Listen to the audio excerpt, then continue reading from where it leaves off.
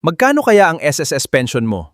Hindi kailangang 20,000 agad, pero tandaan, pagdating ng edad 55, mas limitado ang pagtaas ng MSC. Kaya magplano ng maaga. Kung nagbabayad ka ng SSS ngayon, malamang may isang tanong kang gustong malaman. Magkano ba talaga magiging pension ko pagdating ng retirement? At baka iniisip mo, kailangan ko bang magbayad ng 20,000 pesos MSC habang bata pa ako para magkaroon ng mataas na pension? Pero may isang bagay na maraming SSS members ang hindi alam. Hindi mo kailangan mag 20,000 MSC sa buong working life mo para magkaroon ng mataas na AMSC. Pero may isang edad na kailangan mong paghandaan. Ang edad na 55. Bakit? Dahil kung ikaw ay self-employed, voluntary member o land-based OFW na sakop ng applicable age 55 rule, mas malaya kang magtaas ng MSC bago mag 55. Pagdating ng 55, mas limitado na ang bilis ng pagtaas. Kaya kung ang plano mo ay eventually umabot sa 20,000 MSC, huwag mong isipin na pwede mong ipagpaliban lahat hanggang 59 o 60. Sa video nito, gagawa tayo ng practical SSS roadmap mula edad 25 hanggang 60. At makikita mo kung kailan dapat mababa muna, kailangan dapat magtaas at bakit 55 ang isang napakahalagang checkpoint. Pero bago tayo magpatuloy, kailangan nating linawin ito. Hindi pare-pareho ang MSC rules para sa lahat ng SSS members. Kung empleyado ka, ang MSC mo ay nakabase sa actual compensation mo, subject sa applicable maximum MSC. Ang age 55 restriction na pinag-uusapan natin ay particular na mahalaga sa self-employed, voluntary at land-based OFW members. Halimbawa, ang self-employed member na below 55 ay maaaring magpalit ng MSC na walang limit sa frequency at bilang ng salary brackets sa isang calendar year. Pero kapag 55 na pataas, ang increase ay generally limited sa isang beses kada calendar year at isang bracket lamang mula sa last posted MSC, subject to exceptions. Similar rules apply to voluntary and land-based OFW members. Kaya ang age 55 ay hindi literal na deadline para sa lahat.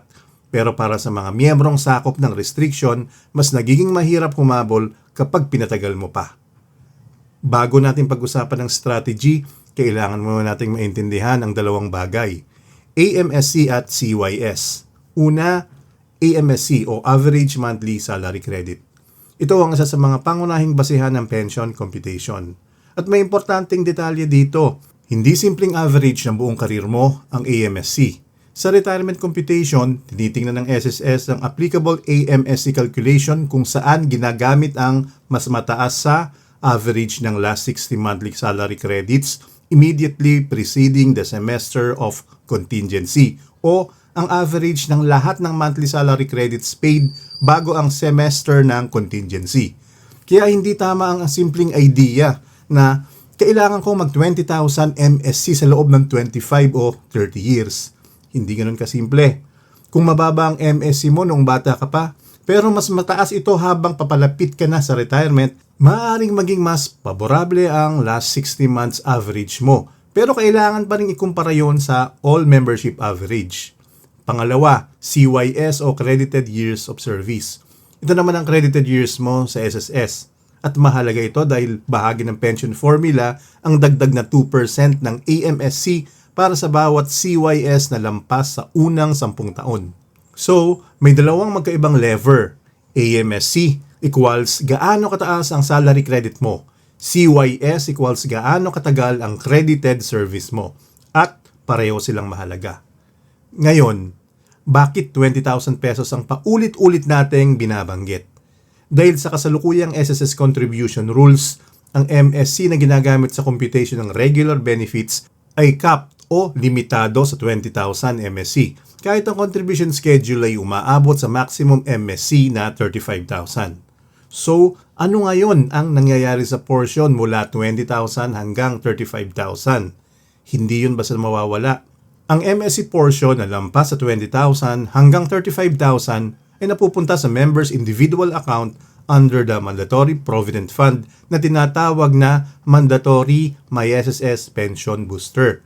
At may sarili itong retirement, death, at permanent total disability benefits based on accumulated contributions plus net investment income. Kaya kung ang pinag-uusapan natin ay ang regular SSS pension formula, 20,000 MSC ang importanteng ceiling. Hindi ibig sabihin na walang silbi ang 21,000, 25,000 o 35,000 MSC. Ibig sabihin lang, ibang bucket na iyon.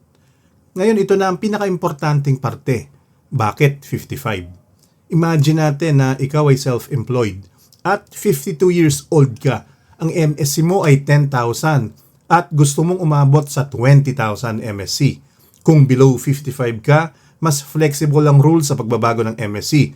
Pero kapag 55 ka na, ang increase ay generally limited sa one salary bracket per calendar year. So hindi mo pwedeng isipin, okay lang, pag 59 na ako, saka ako na lang tataas ng malaki. Dahil baka hindi ka napayagang gumawa ng ganun kalaking pagtaas ng MSC bracket sa isang taon. Halimbawa, kung mababa ang starting MSC mo, pagpasok mo ng age 55, kailangan mong umakyat ng paisa-isa at bawat taon na lumilipas ay mahalaga. Kaya ang tunay na lesson ay hindi, pag 55 ka, tapos na. Ang lesson ay bago ka mag-55, dapat pinag-iisipan mo na kung saan mo gustong dalhin ang MSC mo. Dahil mas flexible ang ability mong mag-adjust habang below 55 ka para sa membership categories na sakop ng rule. Ngayon, gawin natin itong simple. Age 25 to 40, ito yung build your CYS. Kung 25 ka pa lang, hindi ko sasabihin sa'yo mag 20,000 MSC ka agad. Hindi yun ang point. Sa stage na to, ang malaking priority ay magkaroon ng consistent contribution history habang kaya ng budget mo. Bakit? Dahil gusto mong magkaroon ng maraming credited years. At tandaan, kailangan at least 120 monthly contributions para maging qualified sa monthly retirement pension subject sa other eligibility requirements. Kung kulang ka sa 120, may option under current rules to continue as a voluntary member to complete the required contributions. Pero ang 120 contributions ay minimum qualification, hindi target para sa maximum pension. Kung 25 ka at tuloy-tuloy ka nagko-contribute hanggang 60, mas marami kang potential CYS kaysa sa taong nagsisimulang mag-contribute ng late. Age 40 to 50, start increasing the MSC. Dito, nagiging mas interesting. Kung tumataas na ang income mo at kaya na ng finances mo, dito mo maaaring simulang unti-unting itaas ang MSC. Hindi kailangan isang bagsakan.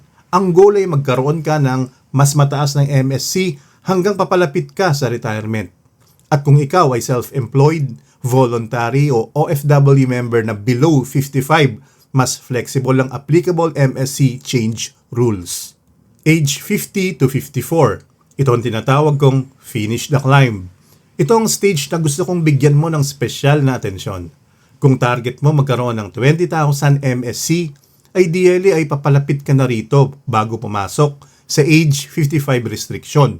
Hindi ibig sabihin na garantisadong magiging 20,000 ang AMSC mo. Tandaan, SSS still compares the applicable last 60-month average with the average of all MSCs paid before the semester of contingency. Pero kung ang last 60-month average mo ang mas mataas, yon ang maaaring maging basis ng AMSC. Kaya kung mababa ang MSC mo noong 20s at 30s, hindi ibig sabihin na automatic na yon ang magdidikta ng buong AMSC mo. Age 55 to 60, panatilihin ang MSC. Pagdating ng 55, sakop ka na ng SSS rule na ito. Mas limitado na ang pwede mong itaas sa MSC bawat taon. Kaya kung naabot mo na ang target mong MSC, mas mabuting panatilihin mo na ito hanggang retirement kung kaya ng budget mo. Huwag nang hintaying 59 bago ka mag-isip kung saan dapat ang MSC. Dahil ang malaking advantage mo ay dapat nagawa mo na ang adjustment habang mas flexible pa ang rules. Ngayon baka sabihin mo, okay pero magkano naman ang pension kung mataas ang AMSC at marami akong CYS? Dito natin makikita kung bakit mahalaga ang matagal na contribution history. Sa current SSS formula, ang monthly pension ng qualified retiree ay ang pinakamataas sa mga applicable formula na ito. Gumamit tayo ng example. Si person A, 20 years ang CYS niya. Ang AMSC, 20,000. Gamit ang SSS formula, step 1, kunin ng 20% ng AMSC. equals 4,000 pesos. Step 2, kunin ng 2% ng AMSC times mga taon na lampas sa 10 taon equals 4,000 pesos. Step 3, isama ang 300. Ang magiging total ay 8,300 buwan ng pensyon. Tingnan natin si person B na may 30 years CYS. Ang AMSC niya, 20,000 pesos. Gamit uli ang formula, step 1, kunin ng 20% ng AMSC equals 4,000 pesos. Step 2, kunin ng 2% ng AMSC at i-multiply sa mga taon na lampas sa 10 taon equals 8,000 pesos. Step 3, isama ang 300. Ang total ay 12,300 pesos buwan ng pensyon. Ang difference, yung may 20 years na CYS nakakuha ng 8,300 monthly pension. Yung may 30 years na CYS nakakuha ng 12,300 pesos monthly pension. 4,000 bawat buwan ang diferensya. At ito ang magandang sabihin pagkatapos. Parehong 20,000 ang AMSC nila. Ang pinagkaiba, 10 taon na mas mahaba ang CYS ni person B, kaya mas mataas ang pension niya. Kaya hindi sapat na tanungin magkano ang MSC ko. Kailangan mong tingnan ang dalawang bagay. AMSC, gaano kataas ang salary credit mo? At CYS, gaano katagal kang may credited service? Kaya kung bata ka pa, huwag mong isipin na sayang ang mababang MSC habang hindi mo pa kayang mag 20,000 MSC. Ang mahalaga ay magsimula kang mag-build ng CYS at habang tumataas ang income mo, saka mo namang planuhin itaas ang MSC. Mataas na AMSC plus mahabang CYS equals mas malaking potential pension. Kaya kung may isang bagay kang tatandaan sa video na to, ito yun. Hindi mo kailangan mag 20,000 MSC mula edad 25 para magkaroon ng mataas na SSS pension. Pero hindi rin magandang strategy ang hintayin ko na lang ang edad na 59 o 60 bago ako magtaas. Mas magandang isipin ang SSS bilang isang long-term plan. Pag 25 to 40, build your CYS. Pag 40 to 50, increase MSC as income allows. Pag 50 to 54, work toward your target MSC. At pag 55 to 60, maintain. Especially if you're under a membership category with the age 55 restriction. At higit sa lahat, huwag mong hintayin ng 60 bago mo pa pag-isipan ang MSC. Pero isang napakahalagang paalaala, ang strategy na ito ay based sa current SSS rules. Pwedeng magbago ang contribution schedule, MSC ceiling, pension formula, at iba pang policy sa paglipas ng panahon. At ang actual pension mo ay nakadepende sa sarili mong contribution record, CYS, MSC history, gaps, membership category, at final SSS computation.